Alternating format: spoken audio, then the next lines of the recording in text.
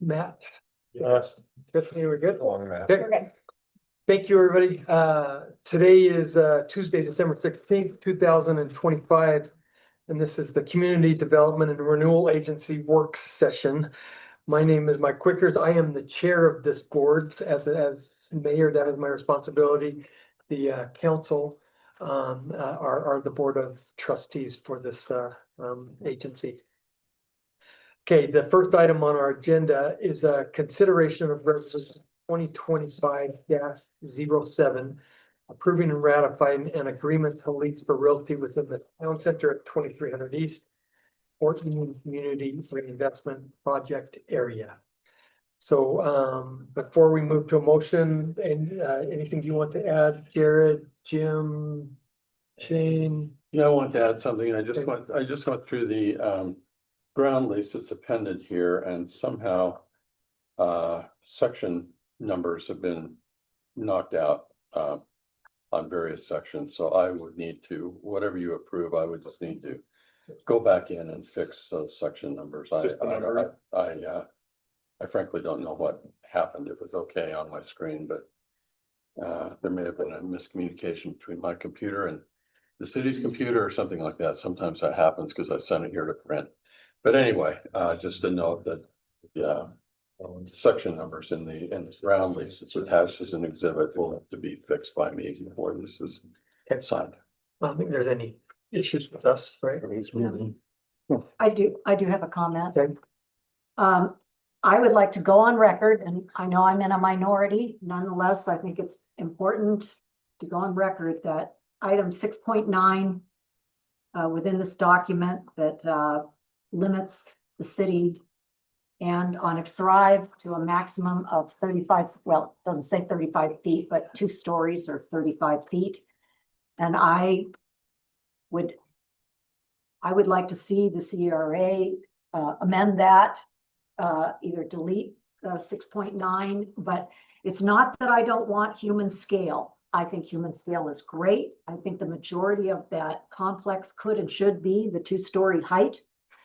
But when push comes to shove in a year or 2 or 3 from now, when we find in concert with Onyx that there are concerns about making this financially viable and or how that public space, we've led the public to believe that approximately 1/3 of the acreage was going to be dedicated to as a public gathering space. Right now, we're leaning into about 1/5 of that space.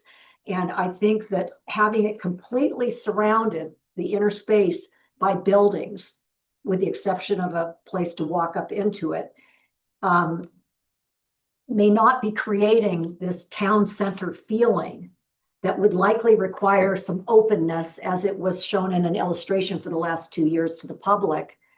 In order to do that, one tower of height, maybe 3 or 4 stories in height, that could reach the financial nut that Onyx Thrive needs to crack, but allows for one little space within that 11 acres to be taller.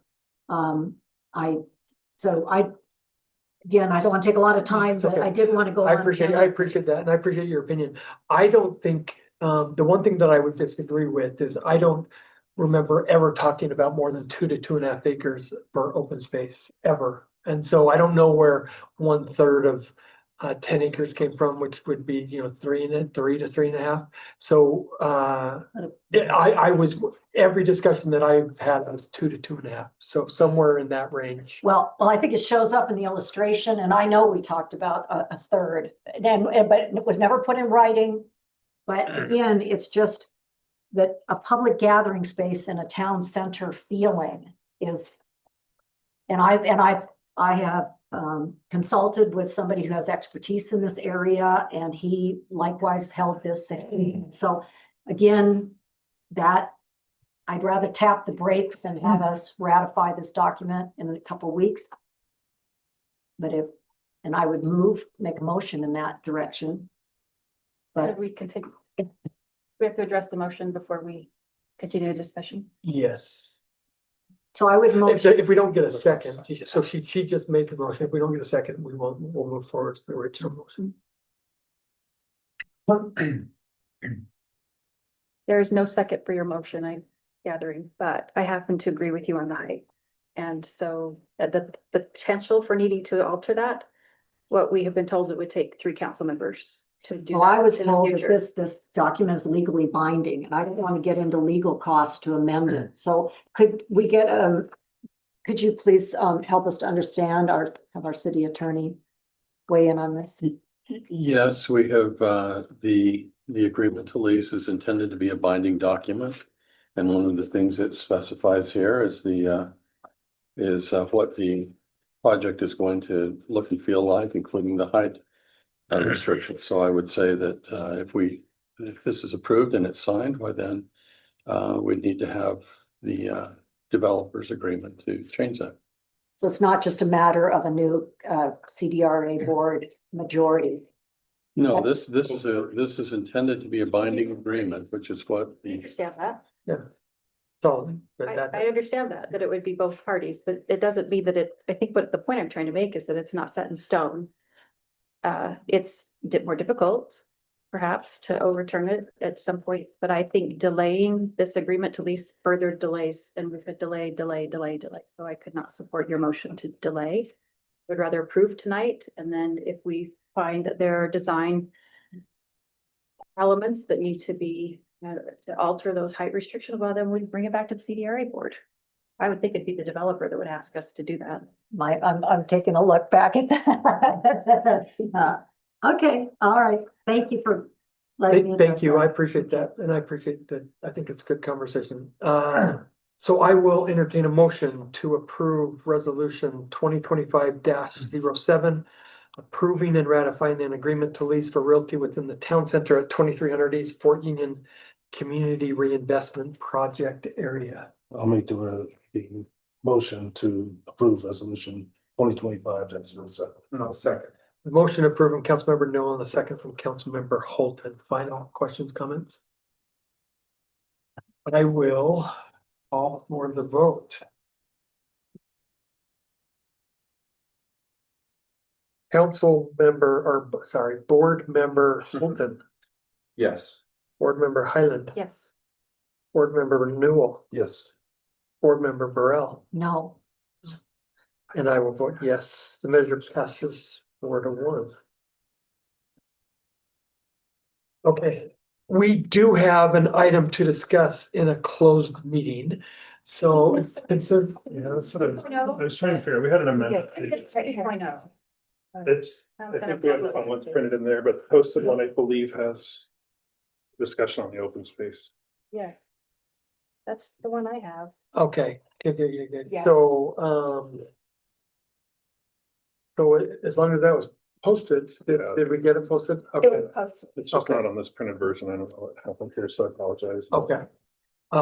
So before we move into a possible closed meeting, we'll move to a discussion about open space. So were you gonna lead that, or you just wanna, what was the On plan? this one, I don't know. What's on this one?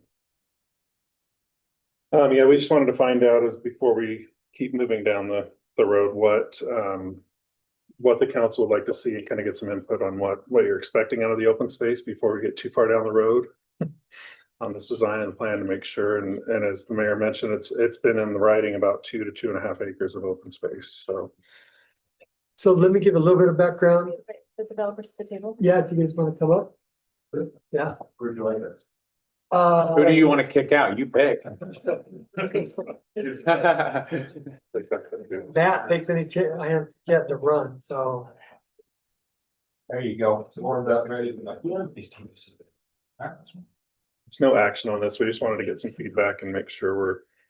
So let me give a little bit of background to where we are. So, as Onyx, our great partner with Onyx and Thrive, came up with some drawings. One of the things that they came up with was an amphitheater type fill with a big open space. And we presented that to the council. You all remember that and saw the drawings and how it would relate to some surface parking and then the buildings.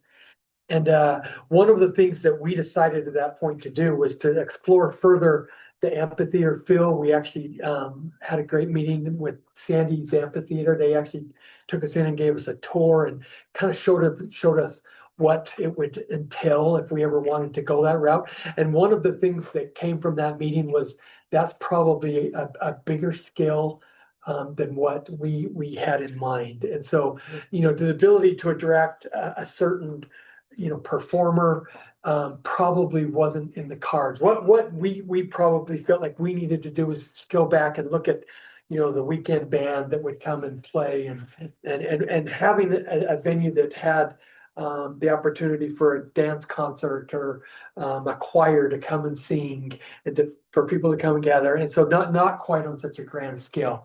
And so at one point we thought we might need to go to an RFP on this open space. And after talking with Shane and Jared, it's been determined that we don't, that the original RFP actually included the open space For design. for design. And so it would really, really help Onyx and Thrive as they want to design the entire thing to actually be that partner and to know where they are. And so what they are looking for is direction from us from their original proposal. That was maybe a little too grandiose with an amphitheater to maybe scale that down. And I think we might even have some pictures of what it looks like scaled down that we could show you all. And it looks like you want to speak. Yeah, I've got a couple things. Yeah. I've had some great discussions with folks about this, and this is one of those topics where I think we've all kind of touched base, which is fun. That's a good thing. And as Suzanne has talked about the Korean festival, and we've talked about these weekend bands, in my opinion, I'm going to say two things. First, I think flexibility in the space rules. I think having the ability, and I started thinking of if you had like a cement pad, and then you had some AV hookups and power hookups, but at sometimes maybe they're individual booths for a Christmas market. Like you can flex the space. I think that's super powerful. But also, I'm not a pro at this. And so one of the things that's been discussed as well is, and I'd love to hear from this side, but as we come up with these ideas, one thing that's super sad is you go to some of these cities and they have some great amenities and they are underutilized. And that took a lot of time and a lot of resources to make these things happen. And I'd love for professionals out there that do this planning that can actually say, okay, this can work in this space, but also it works as far as there is the demand and the need for it in your area. So we don't put money behind something that maybe is not utilized, which also I think the flexibility so that you can reprogram helps offset some of that stuff. So whatever we all say today, I'd hope that we can also kind of let them do a little homework on it, report back from the pros of like, this is feasible, or this isn't feasible, or this is programmable or not. So Those are great comments. And from my comments with Ken and the team, Scott and Chaz, is that you're on the same page. Absolutely, we are. And thank you guys so much for having us here. And I think speaking to the public amenity, I agree with Matt that one of the most important things for us is we're designing a 60-year space. And to have too many features, I think we don't know what 20 years from now might look like. And so I think adaptability is going to be one of the core tenets that we have. So this space can adapt and grow as Cottonwood Heights adapts and grows. Yeah. And I think if we were to draw you a public amenity right now, you would kick us out and find someone else because we are not architects, we are not landscape architects, but we know a couple great ones. And in fact, Steve and I were just talking right before this meeting, and we've already begun the process of engaging a professional to help inform this discussion, just exactly as you said, to make sure that despite how great all of our ideas at this table might be, let's make sure they're feasible and they're functional in the way that it's actually going to be utilized. So we don't end up building something that, is great on paper and maybe a little less functional inside the community. And I'm going to give that kudos to Suzanne, because that is something that she brought up with me about using some of these professionals, which I was spot on. The advisory committee came up with a list. Yes. And you guys have that of what, as they went out to sell this to the public, of what we were looking for in a town center. They came up with a big long list, and you guys have that, and honestly, with what we came up with a scaled down measure of that amphitheater and what Matt's talking about, I think it accomplishes almost every single one of those that we could do and have a really flexible space.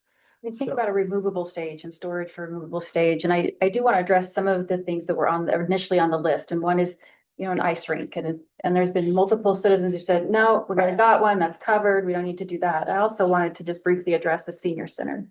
And we do want to serve our senior community, but there's already a decision on record. It's the master plan for the Cottonwood Heights Recreation Center that was released in November of this year. And it says that, you know, their goal in their rebuild is to have a space that can function as a senior center during the early hours of the day. And then in the evening, it can be used for birthday parties, events, community, things like that. So that box is checked elsewhere and doesn't need to be checked at the town center. Other than that, I think we were talking about public art. I mean, public art there's a huge draw for arts and culture.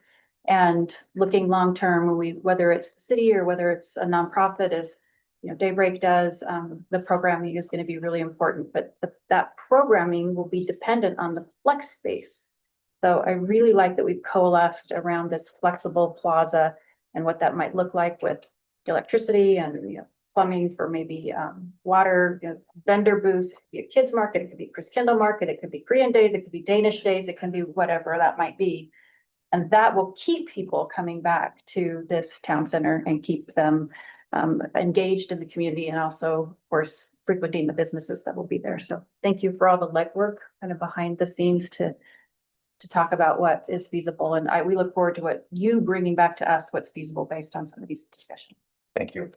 Yeah, I'm a full believer in the flexibility too. You know, we want farmers markets, we want food truck days. We want to be able to have community groups come in and maybe even rent that space to be able to create the draw that's going to pull people in with all this fun stuff, the beer garden, you know, all these types of things that are flexible.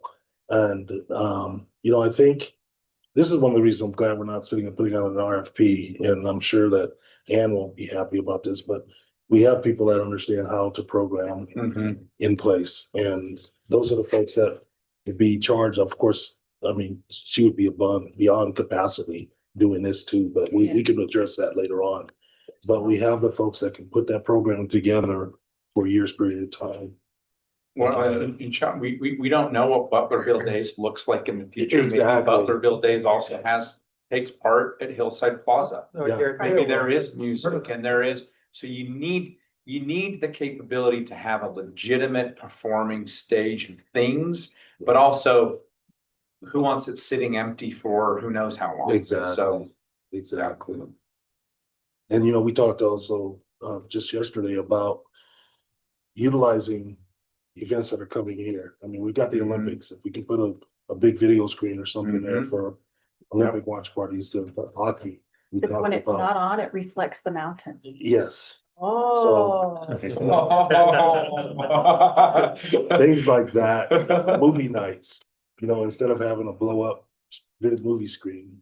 yeah, you're trying to listen to the movie while you hear a giant fan. Ed and I had a conversation this week about a removable 30-foot type screen that they would plan for and build into for storage. And so I think that's exactly what would draw a lot of people and be fun. Yeah, now we just have to go talk to the experts to make sure nothing I said is crazy, but We're gonna get myself to do. absolutely, I think all of your ideas are directly in line with our, you know, interpretation as it sits right here. And we look forward to bringing you guys a little bit more concrete plans, you know. We're still looking for everyone in this room's guidance on how you expect to use this. We would love to talk with, you know, how we're going to be programming that. I think that will be key, that, you know, we're working hand in hand with Cottonwood Heights, that we're building the things that they already want to program and building for the things that we can do in the future, especially if it's low cost now and high cost later, you know. Sure. Chasing some electrical outlets for, you know, pop-up farmers markets, very inexpensive while we're building, very difficult to retrofit. So things like that, I think we'll want to be very thoughtful for future proofing within the limits of what we can imagine right now. And that will be a huge component of our goal, is to give you guys something that we can work and evolve with, you know, while still having enough wow factor that day one people are really happy to be there. So Well, I have a comment if I Sure. may. And I appreciate, I don't disagree with anything, all these ideas I support. Placemaking is tricky business and for the people that I have sought out who have done successful placemaking within municipalities, there is an opportunity to make sure that we don't just focus on activating the space just for certain events, that the space is able to be utilized during the daytime and during the evenings and with seasonality and with a multi-generational thought process.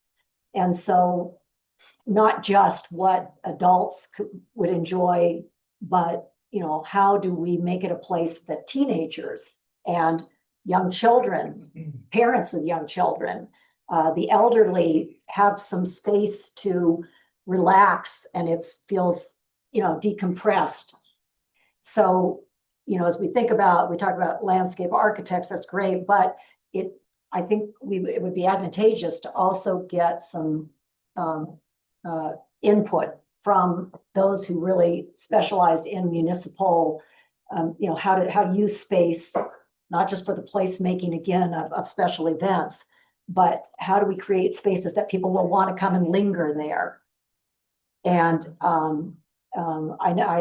I know I had quite a conversation with actually a man from an architectural firm who was interested in the idea where parks, you know, a lot of our children have disabilities that are mental and not just physical. And what I'm getting to is space that feels a level of tranquility.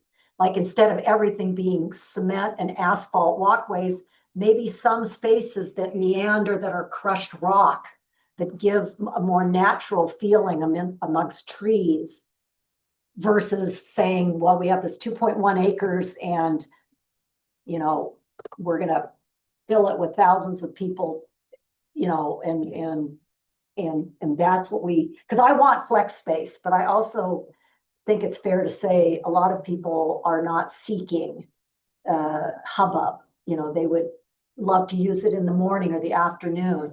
You know, maybe a space that is a little bit amongst trees that there could be Tai Chi classes going on, talk about something therapeutic for all ages.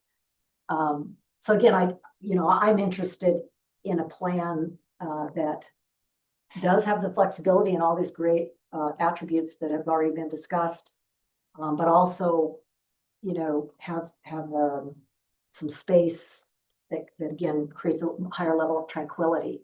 You know, possibly also with the mountain views would be wonderful.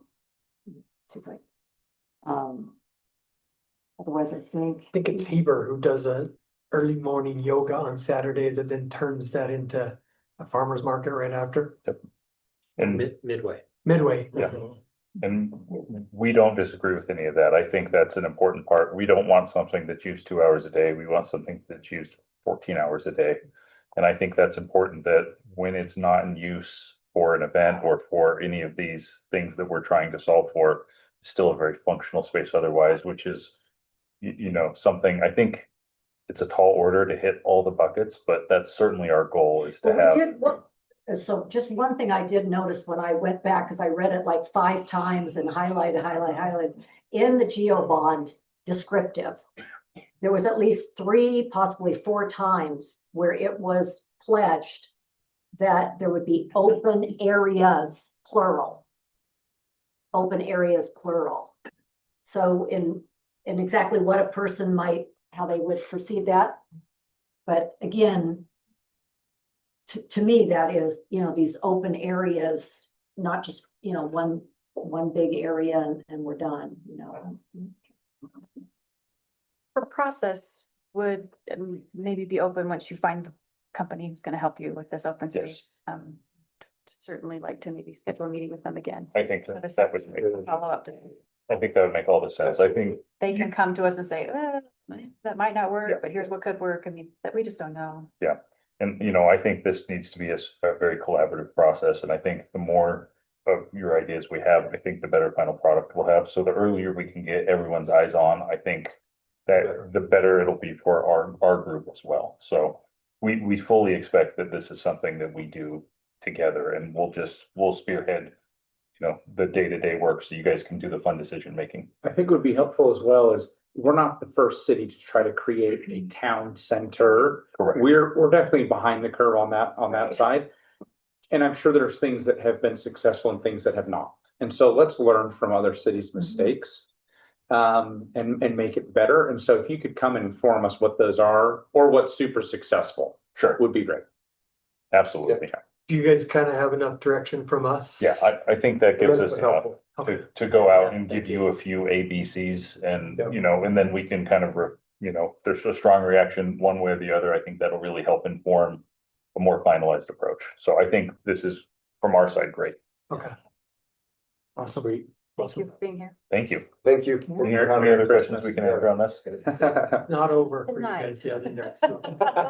So Anytime, stay, anytime. stay where you are. So we have a closed meeting scheduled to discuss the purchase or lease of real property. So at this point, I would entertain a motion to enter into a closed meeting. After which we will close and enter back into the CRA meeting. I'll make the motion to enter into a closed meeting. Second. All in favor, say aye. Aye. Aye.